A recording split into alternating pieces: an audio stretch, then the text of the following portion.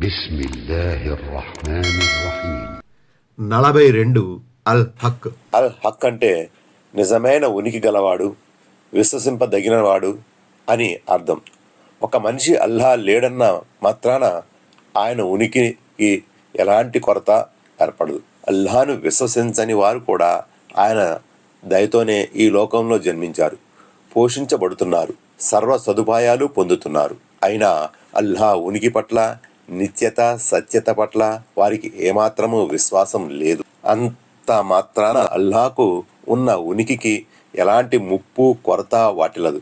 కేవలం అల్లాను విశ్వసిస్తే చాలు. ఇక ఆయన పంపిన ధర్మం ఇస్లాం సత్యమని, ఆయన పంపిన ప్రవక్తలు సత్యమని, వారి ద్వారా మనకు లభించిన గ్రంథాలు సత్యమని, అసలు ఈ ప్రపంచం ఉనికే సత్యమని ఇరుసును ఆధారంగా చేసుకుని పరిభ్రమిస్తుందని నమ్ముతాడు ప్రతి మనిషి.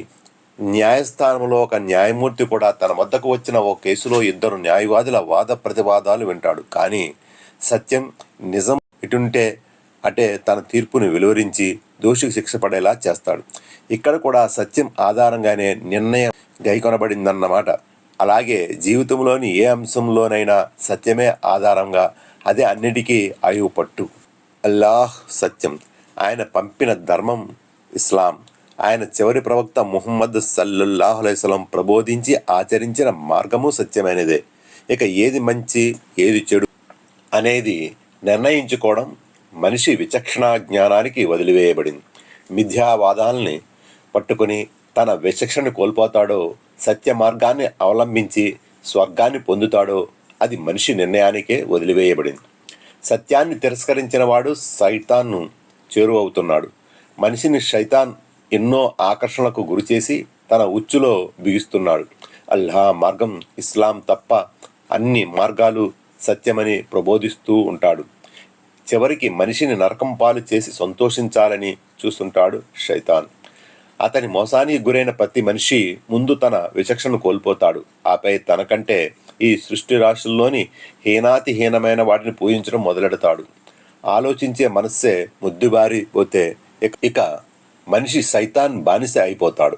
ఒక్క అల్లాను తప్ప అన్నిటినీ మొక్కుతాడు. దారి తప్పి చీకటి మార్గాల్లో తచ్చాడే మనిషికి సరైన మార్గం చూపడానికి అల్లా ప్రతి కాలంలో ప్రవక్తల్ని పంపుతూనే వచ్చాడు. ఈ పరంపరలో చిట్ట చివరి వారు ముహమ్మద్ ప్రవక్త సల్లల్లాహు అలైహి వసల్లం. సత్య మార్గం, సవ్య మార్గం ఇస్లాంలోనే ఆయన సల్లల్లాహు అలైహి వసల్లం బోధించారు. సత్య మార్గాన్ని ఆశ్రయించి అల్లా ఆశ్రమంలో చేరటమే మనకు సదా శ్రేయోదాయకం. ఆయన ఉనికి యథార్థం, సత్యంతో కూడుకున్నది. వీరు అల్లాను కాదని పిలుస్తున్నవన్నీ ఆ అసత్యంతో కూడుకున్నవి. ఇంకా అల్లాహ్ మాత్రమే ఉన్నతుడు, మహనీయుడు. దివ్య ఖురాన్ 31:30.